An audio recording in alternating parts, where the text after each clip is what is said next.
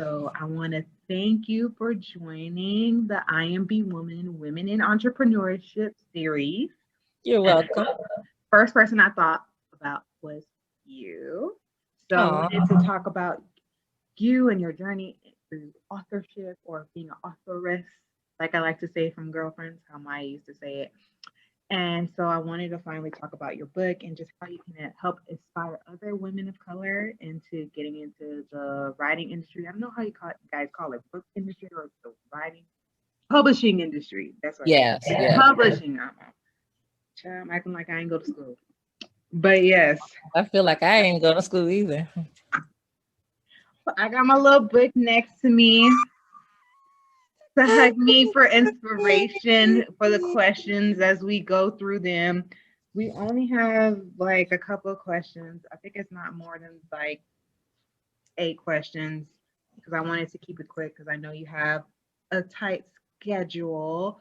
So let's start off first. I know you as Miss Dei Araujo, authoress, mother of four, teacher of English and communications, because I know that's what your masters are in. But I like to give this opportunity for our interviewees to define themselves and let people know who is Dei Araujo and how they can connect with you. So I'm gonna let you take the floor now.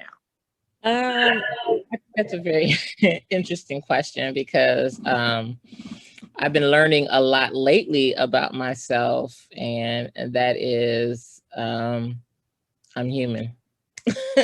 I'm human, and life isn't perfect. We may like to project this perfect persona, and sometimes I think that feeds into these false conceptions that drive people into coveting or envying what other people want and not really knowing what's going on behind the scenes. I think the biggest thing for me, I love writing, but first and foremost, I'm a mom. I have 4 boys, and when I say that I'm human, um, life happens. You don't have that. You kind of want to be like, okay, I'm this author, I'm educated, all this other kind of stuff, and life is perfect, and that's not necessarily true. Life still kind of throws you in for a loop. And so for me, with my 4 boys, I have one that is autistic, and he has other health impairments, particularly being a terminal genetic neurological condition that I watched my father suffer from and also pass away with. In addition to that, I have a teenage son, and I don't know if it's hormones, puberty, adolescence, or whatever, but that is a struggle as well. And it's great when you kind of surround yourself with like-minded people who are going through the same struggles, that you realize you're not the only one going through those things. So um, on top of having that type of lifestyle, um, writing in a sense can be therapeutic for me, and it allows me to kind of have a moment of escape where I can just live through my characters. And so and I couldn't do that without the life experiences that I have. I don't know if you read The Chaebol's Wife or even Need You Now, my first book. At the Mm-hmm. center, there's always going to be some child, um and Involved. yeah, some child involved. I don't know how I'm going to do it with the second book, but more than likely there'll probably be some child that's involved in that. And because that's such a huge part of my life. And, I wasn't always married. I started off as a single mom with my first son. And so being able to give props to moms who are out there doing their thing and still being the best mom that they can be to their child is something that I kind of want to celebrate. Mm, that's amazing. You answered my first question. I was going to ask you what inspired you to start writing. I know you talked about a piece of motherhood was a part of that and how that is a part of your writing, but I wanted to know other aspects of your life or other aspects of other people's lives that have inspired you to write the characters in your novels and stories. Surprisingly, I wanted to start writing at the age of 11.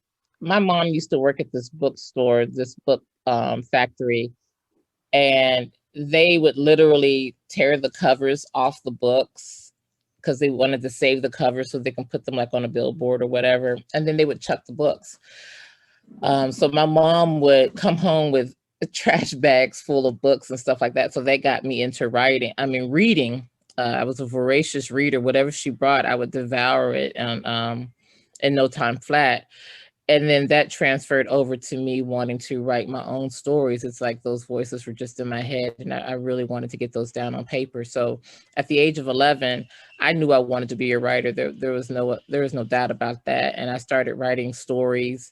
If I read a book that I really enjoyed reading, I would try to write a screenplay for it because I wanted to see it on TV. But my confidence in myself wasn't enough to allow me to be published before the ripe age of 40 something. So, I always talked myself out of, and I was reading something that says things that stop a writer. Something says time, having too much time on your hands, not having enough time on your hand, having a great story in your mind, or not having a great story in your mind, or having a great story in your mind and not believing that you're good enough to tell it. And that was me. I would have all these magnificent stories in my mind, but I never believed that I was good enough to tell that story. And sometimes I still struggle with that. Even with the Chaebol's wife, oh my God, after watching a lot of Korean dramas and everything, I knew I had a story, but I was so hesitant because I didn't think that I could be the one. I figured somebody else could better tell it. And in all honesty, the Chaebol's wife happens to be, in my opinion, the best book that I have out there. Oh, yes, it is. You have more to come. You're not Yeah, done. yeah, of God's course, not done with you. But you said something very important about fear. And I think about that fear and starting a business, fear and being an entrepreneur. How did you get over that to finally just say, hey, I'm just gonna just start writing and then eventually publishing your first book? How did that happen? What were the steps mentally, physically to get to that point? Funny. So, in addition to being an author and a mother and even a freelance editor, I'm also an adjunct professor and I teach public speaking. And one of the things I teach my students, because, what's the biggest thing that people have when they think about public speaking? It's that fear, it's that anxiety. And I tell my students straight up, I said, I'm going to teach you the tools so that you can be an effective communicator and be able to get up in front of people and deliver a presentation. And a lot of them ask, well, what about the anxiety? Is that going to go away? Is that going to magically disappear? And the answer is no. We're human, and anxiety, sadness, happiness, all those feelings, they're part of us. Those feelings don't go away. What we can do is manage them. So I say all that to say that even when I decided to branch out and start writing, that fear was still there. But I knew that my books weren't going to get published if I continued to remain huddled in a corner, doubting myself. And then I was seeing people left and right, self-publishing their book. And I'm like, man, I can do this. And not to knock anybody else's writing style, but it led me to believe that if they can get up, and I'm talking about young kids, 17, 18 years old, to me, they are fearless. They get up there and it probably could do with some more work and really be fine-tuned, but they're still getting it out there. Yeah.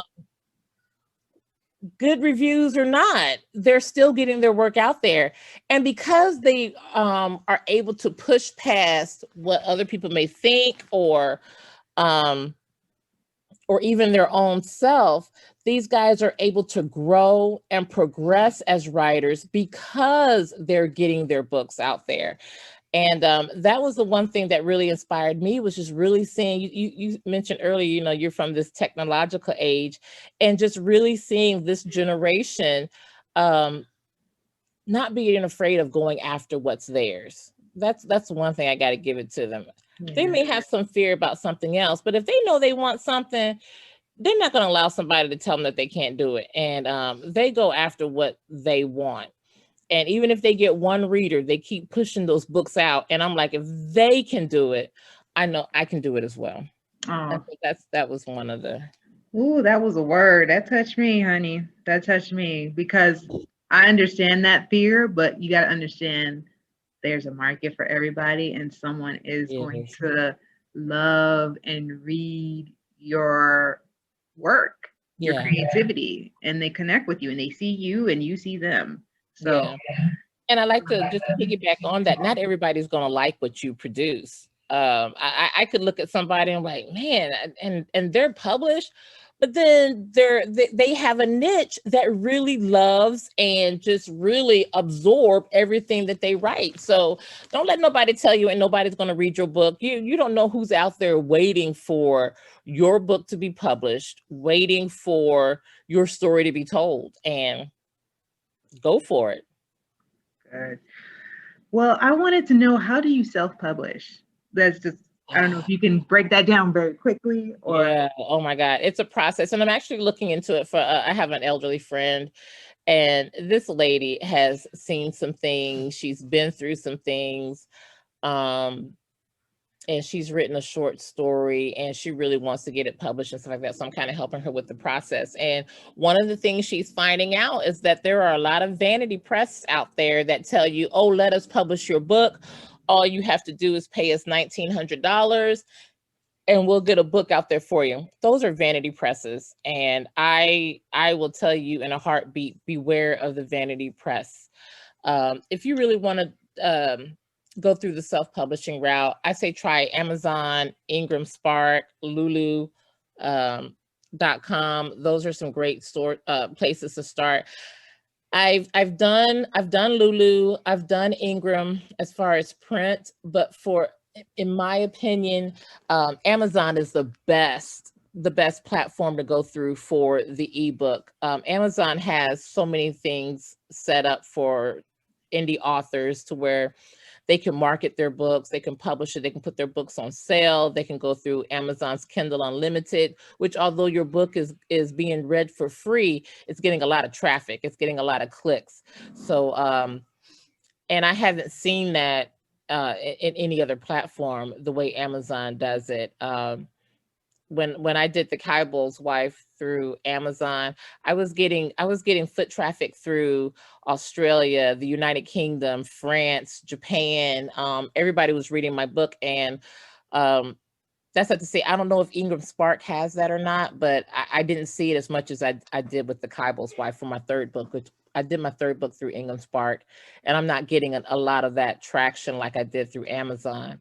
But the first thing in publishing your book is to write the book. And to be clear, you vanity presses are like AKA scammers. They're scammers. They're trying to get your money to pay for the book. And it was so funny. She did, like, I think she wrote like maybe 6,000 words, and they wanted to charge her $1,900 to publish a short story. And I told her, no, you can get a formatter, a cover artist, designer, and you can get all that done in like under $100. So, and unfortunately, as an indie author, you are putting forth your money. But the beauty about that is that you have complete control over the product that you're designing. I have done the traditional publishing route, and I thank God for that because it got my feet wet into the publishing industry.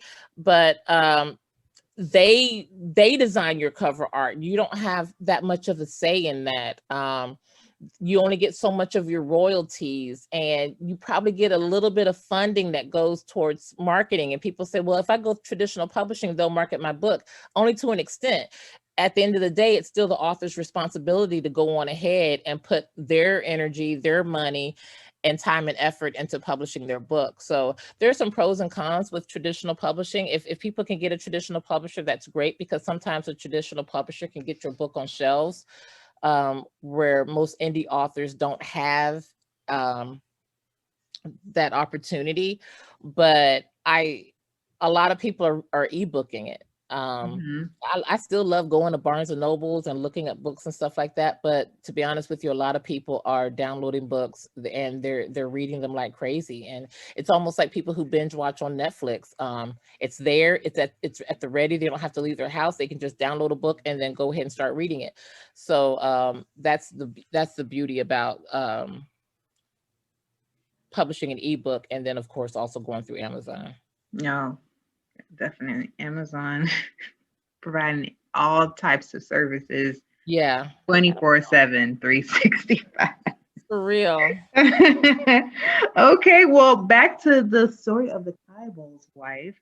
I wanted to know what inspired those two characters, Camille and excuse me if I'm saying it properly. Is it Sang? Sungju. Sungju. Yeah, what inspired them and what makes them tick? I back in 2016. So we had my family and I had moved from Virginia to Miami in 2014.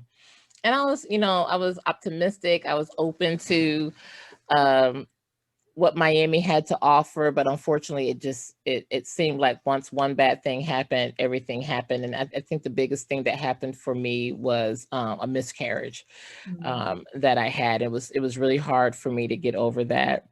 I found myself constantly in the bed, and somehow or another I was binging Netflix, and I ended up getting into watching Korean dramas. And I don't know how, but Korean dramas really helped me through that difficult time. It's the simplicity in their love stories. Of course, you have like some of the evil stepmoms and mother-in-laws and stuff like that, but the love stories are unlike any that I've seen, and we don't even see those kind of stories here in the United States. They really focus on the relationships and the the time it takes for the two main leads to get together, where it's different, and it was refreshing when I saw that. So the Kaibol's wife came about right before COVID hit. And it was just a little plot bunny. I knew exactly how I wanted to start it. I wanted to come out swinging. So even though Korean dramas and Asian dramas are very PG or rated G, especially those romances, I knew I wanted to come out the gate with the steaminess, okay? And so That's the American in you. yeah, that was the American in me. And that scene was in my head, and I just had to write it. And thank God for COVID, because and I say that not to say I'm so glad this pandemic came and did all that, but COVID gave me an opportunity to really sit down and write that book. And what took me 10 years to write my first book, it took me practically 9 months to write The Kaibol's Wife. Yeah. So so that's when I say, there was some benefits to COVID. It was the fact that I was able to really sit down and get my book written. Wow. Just the timeline of writing a book, I guess it varies so Yeah. much. And Yeah. then I get that. Why do you think it took you 10 years to write your first book? That fear and that lack of confidence in myself as a writer. When you're a creative, it's really difficult for you to allow people to come into that space where you create. Especially it's difficult when you open yourself up to be criticized for what you create. And a lot of the things that we manage to build in our own worlds, that comes from someplace deep inside of us. It's almost like a piece of us. And so when we lay ourselves bare and vulnerable to be criticized, that fear can stop you. As a matter of fact, for my third book, I had written it and everything, and I got some really harsh feedback from it. And it caused me to not want to write for almost 3 years. 3 years. I wouldn't even look at that book. But after the Chaebol's wife, after I finished that and I went back and I looked at Love Me Now, there was something about that story that really touched me, and I wanted it to be told. And for the most part, my heroine, um, a lot of people don't like the heroine because she is broken, because she did try to harm herself after experiencing a very traumatic um, event. And I was told that nobody's going to want to read a female lead like that. And I was like, why? When that's practically a third or maybe 2/3 of the women we have in the world. Some women have dealt with traumatic experiences and they have contemplated hurting themselves. Um, how do you bounce back from that? How do you recover from that? How do you still find love in the midst of that? And that's the one thing I really love about Lowell, is that there's like this rediscovery of who she is as a person. After she suffered that traumatic experience, um, she allowed herself to see who she was through a different lens, and not be defined by that incident. And I love Lowell for it, because Lowell actually has helped me to get through, for me, what was traumatic. And when depression hits some of us, depression hits really hard. It can be crippling. Mm. And that's almost how it is that's how it was for Lowell. It was crippling for her. And then being able to, with the assistance of people there to encourage her and support her, she was able to come into her own, and again, not be defined by what everybody else thinks who she should be, and or how she should be. Yeah, that's real. Yeah, I get a lot. I guess a lot of people just want, I guess, it to be like a, was it 30-minute sitcom and things get solved by the end of the episode or whatever it is, and that's not real life. And Yeah, you know, that's a lot of real life experiences for a lot of women out there dealing with yeah, depression and anxiety. And I totally can relate to that because it's scary when you have those thoughts. And then for some people, it happens almost every day, every second, and it just feels like an abyss. yeah. So thank you for sharing that. If you read Love Me Now, you will see those dark moments. Even my editor was like, "Did you take psychology?" Because you can see, you literally can see those dark moments where where Lowell does feel like she's in an abyss, where she's trying to run and she can't get out. And she has to make the decision to live. She has to make the decision to take the first step. People can tell us what we can do, people can lead us to water, but until we make that decision to want to get out of that, um, it's not going to happen. And that, again, that was the beauty of Lowell's story, was that she had to force herself to want to live. Mm-hmm. She Save had to force yourself. herself to see, yeah, she had to want to see what her future could be, and not be so bound to the past of that experience. Or what are the typical challenges that you find when you're writing a book? Connecting the dots. No, you know. Connecting the dots. I can come up with some fabulous scenes, but you got to make those scenes connect. And that's always the hardest thing for me. Even right now, as I prepare to tell Kwangju and Gina's story, I know how I want it to be, but it's that I'm a pantser. And for you out there in the writing world, a pantser is a person who writes by the seat of their pants. They have no direction. They just start writing. But I'm learning that there's nothing wrong with being a pantser, because that's how our creative energy flows. But there are times when I'll need to be a plotter, where I have to organize my thoughts, come up with an outline. I can deviate from that if I want to, but I really need to know Where do I want to begin and how do I want this story to end? And if I don't have the beginning and the ending, there's no way I can go through and try to connect the dots. So that's where being a plotter has its benefits. And after that, I can pants all I want, but I need to have some type of structure to get me to where I know I need to be going with my book. So, like a pantser, you start randomly in the middle, or you just randomly start on a very specific scene? Wherever the groove hits me.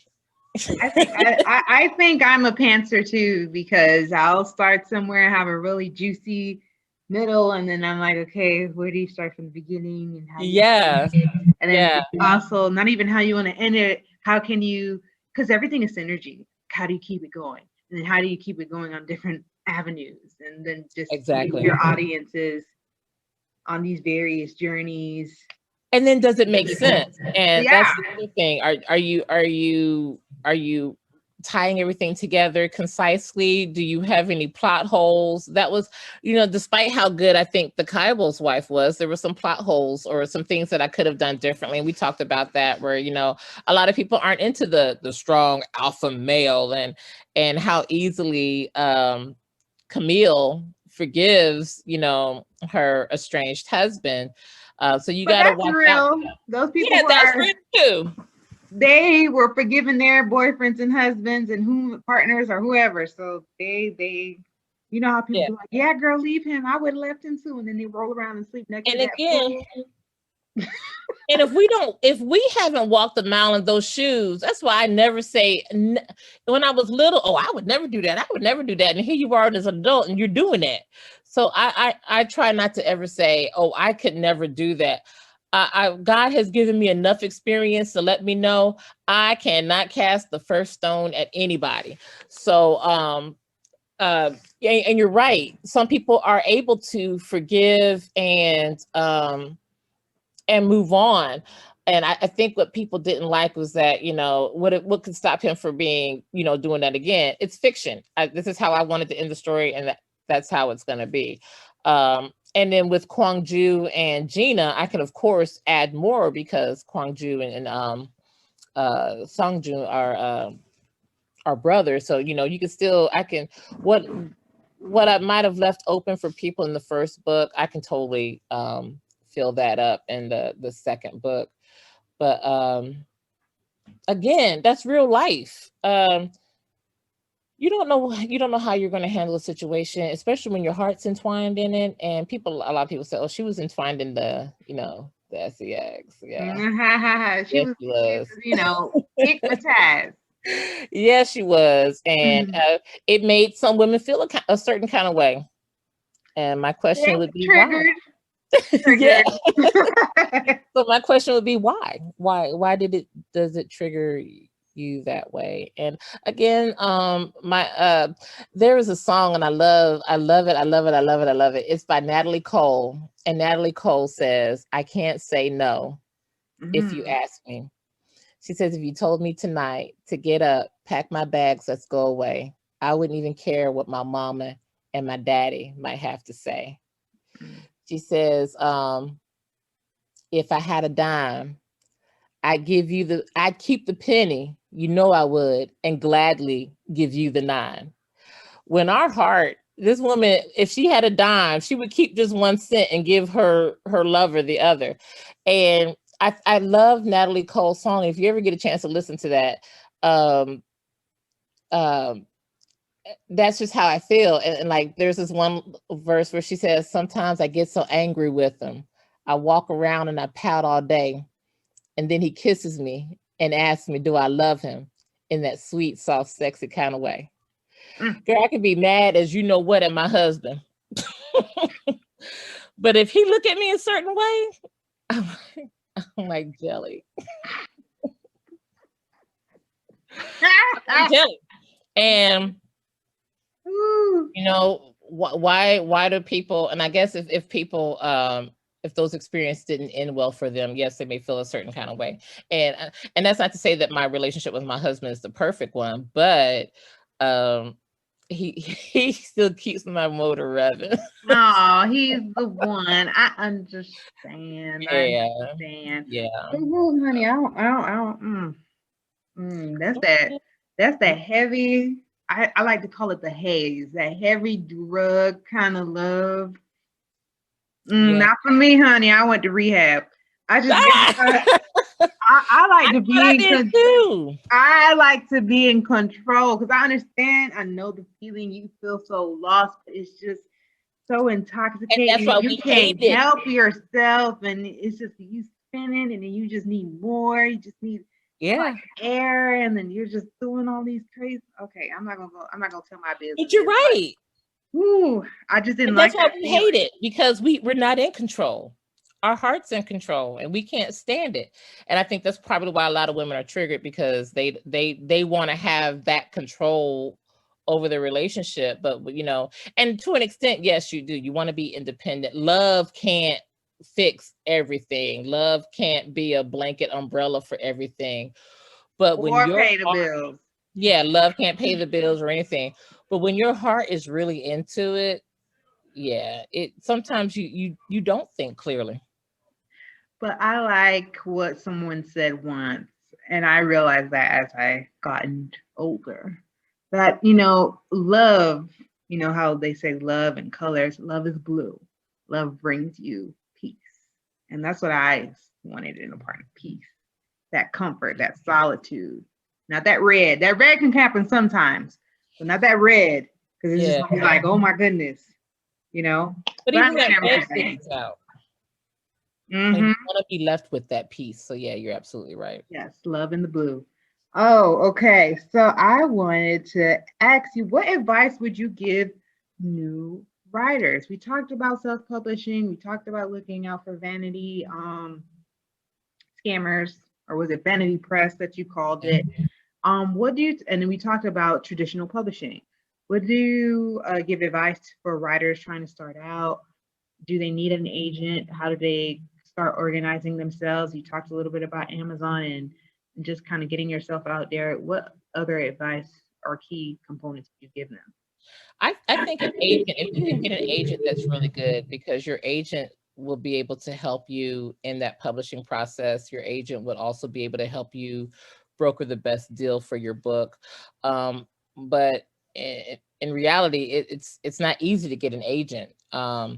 There are people who can get an agent right off the bat. Their writing is just that superb, but other people, they have to get those books under them. They have to grow as writers, and the most agents want to see that growth. They want to see that marketability.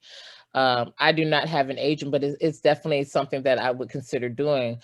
But right now, I'm kind of pleased with the self-publishing route. I like to be in control over my own product. And I realized that after doing the Chaebol's Wife. It's not easy, but I really do enjoy doing it. My biggest advice is, even in the midst of that fear, or that self-doubt that tends to speak to you, when you want to go after your dreams, even in the midst of it, do it. Yes, I'm scared. Yes, I don't believe I can do it, but I'm going to do it. This is what I want to do. And you got to push yourself past that, and just get the book written. We live in such a technological age where there's no reason why, if you want to publish a book, you can't do it traditionally, or you can't do it through self-publishing. And even if it's you sell just one book, you're published. Okay, you're published.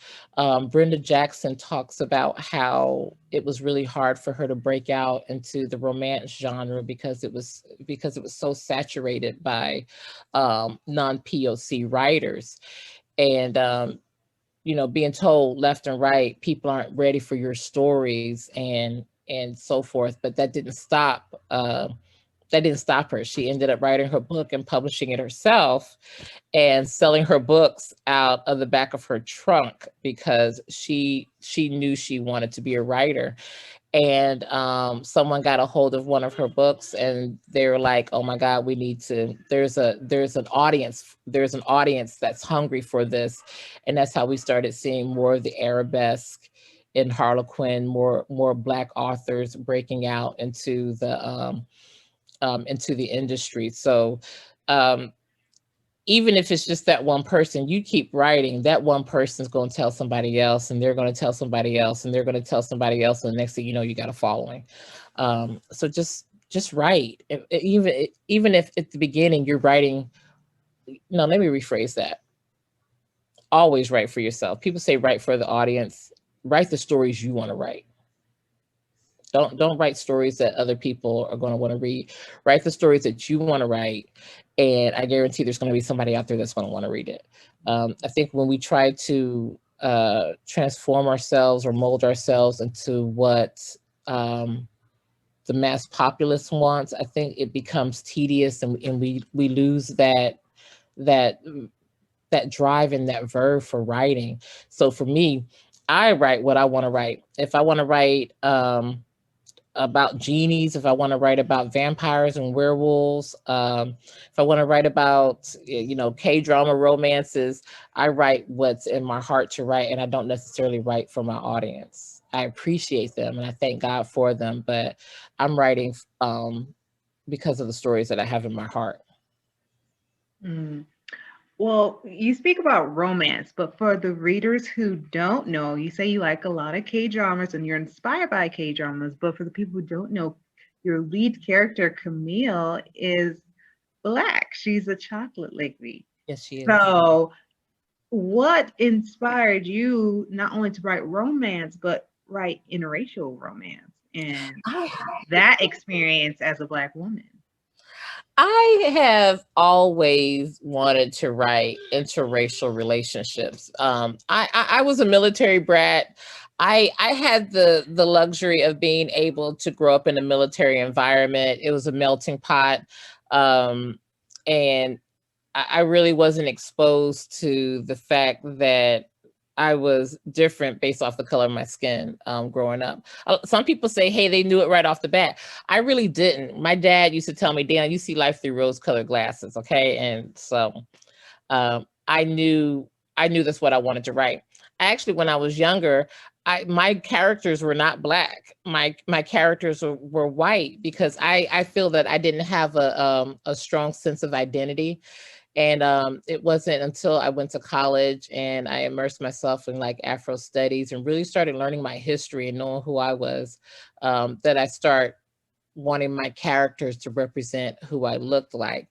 But still in that same vein, I believed that love shouldn't have a boundary based off of race.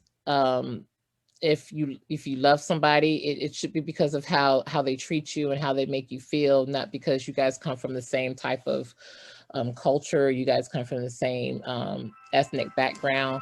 um, I believe love can be found anywhere, and so that was one of the reasons why I really focused on interracial relationships. So um, yeah, as a matter of fact, one of the books I'm writing now, that again, one of the books I'm writing, it is a vampire book, and my vampire is this nice, tall, dark chocolate man named Antoine. So I write what I just write what comes to my heart. So, but Mm. that's where I got the love for interracial relationships, and I think a lot of times Black women, we kind of get we get the short end of the stick. Um, it's like people don't get that. Yes, we're strong, but we're also soft. Mm-hmm. Um, we cry, we Mm-hmm. hurt. We feel pain just like any other woman. We're beautiful, we're sexy, um, and we're desirable. And if you allow what society and media shows you, we're not that. And I like writing books that show men of all facets, of all races, desiring beautiful Black women. That's amazing. I can totally relate to that because I just remember watching all these series and just wondering like what would it look like if everybody was Black, and also if the female lead was black. Because sometimes I remember when I was growing up, I would watch Buffy and I'd be thinking like, what if she was black? And I'll watch like, Sabrina the Teenage Witch. These are like random, like very teenage shows, but like these high school dramas, One Tree Hill, 90210, and it's like, what if everybody was black? Or what if the women that everybody desired or had all these privileged problems was black? Yeah. And or looked like me or looked like, all the different shades of the, color spectrum. So that's beautiful that And you start to write those stories that, I dream about. So that's why I connect with it. And I just wanted to add on, and not just that ambiguous person, not the one where if you look at her, you can't really tell, is she white or black? I wanted it to be known beyond a shadow of a doubt. This is a black woman. This is a black woman who owns her own business. This is a black woman who is talented. This is a black woman who is skilled. And this is a black woman who is fiercely desired by a man. There's no question. Yeah. That's what I wanted to do. And and it's amazing there. I know there's this generational gap between me and you, but same thing for me growing up. I used to watch Dallas and Dynasty, and I would take the long bath towels and put them over my head and pretend I had long hair and stuff like that. And then one day wondering, well, why can't I be that? Why can't I be the case in point, and we don't even have to put this in the interview, the Vampire Diaries. I loved the Vampire Diaries, but why couldn't Bonnie be the person? That's a whole other drama. I never watched the series. Yeah. I did watch on YouTube the whole drama that happened with Cat Graham. Yes. And how they really threw her character to the back, especially as her popularity grew. That became an issue, and they just continuously giving her horrible material. Yeah, her scripts were so bad, and they would put her with people that didn't even match her. Like they put her with a stepbrother or something like that. And but why, beautiful as she is, why couldn't she pull Damon, Stefan, and Klaus? And Bonnie was beautiful. And even in the books, Damon ends up with Bonnie. So it was like Elena had this magic, excuse my language, vagina, and nobody could resist it. And so my thing is, my black women have the magic, all right? And nobody I want those harems, and that's how I got into K-dramas. I wanted to find harems. They call them reverse harems, where it's usually the female being liked by 3 to 4 guys. And I really wanted to see that with black women. That's my biggest thing. We are desirable. We are sexy, and I see it when I see people walking down the street, and you trying to look like me. You want my lips. You want my skin tone, you want my hips, you want my backside, but you got the audacity to tell the world that I'm ugly. No. So whether it's a black male lead, a Korean male lead, a Hispanic male lead, it's always going to be a black female lead for me. And she's going to be somebody that women, that men, even women, that men are going to be attracted to. I know that's right. So, do you plan on having a series for the Chaebol Wife, or also can you tell us about the things that you have in the works, what's next, and where can our readers purchase your books? Well, my model recently had a photo shoot so that I could start creating the cover for the Chaebol's Lover. And so I'm really excited about that. I'm hoping the cover, once the cover is designed, I'll be able to use that as motivation for Kwangju and Gina's story. I kind of know where I want to go with Gina, and I took notes and I can't really find it. But for Gina's issue is going to be learning through Kwangju that she deserves to be loved. She puts on this front. She's this sexy Afro Latina, Mhm. and she puts on this front, but she also has a shield up, where she when a person gets to a certain extent too close, she's done. She kind of pushes them away, and so we don't see that happening in the Chaebol's wife, but that's exactly what happens in for Gina's story. And I will tell you that there's going to be a new factory that's gonna be in the process of being built, and Kwang Jun is going to be in charge of overseeing that. So he's going to have to go to Miami. So their story is going to actually take place in Miami. Mm. So yeah. Exciting. Okay, so where can our readers purchase your books, and also give them your social media tags so we can follow, like, and buy your books? Well, you can definitely find my books on Amazon. My ebooks are on Amazon. You'll find my first book, which is Need You Now. It's on Amazon. The Chaebol's Wife is on Amazon. And Love Me Now, the sequel to Need You Now, is on Amazon as well. Dei Araujo. You can find me on Facebook at Dei P. Araujo. And I'm on Twitter, Goodreads, and Instagram as Dei Araujo. How do you spell that? DeiAraujo. Oh, well, thank you so much, Dave, for Welcome. Thank taking you. the time out of your schedule, giving us all these nuggets. Oh, I feel so good. My heart is I'm glad. filled, I'm glad. and I appreciate you. Never stop writing Thank you. those stories, because we need to Me hear too. them. And there's always a lane in a market for a Yeah, strong it really is. and soft Black female lead. Yes. Yes. Should we tell them who my model is? No, let's keep that a secret. It'll Well, I probably thank be my model obvious from the after bottom a of my while. heart. Nah, no, Uh, your model is Sanjay. I love my model. She's fabulous.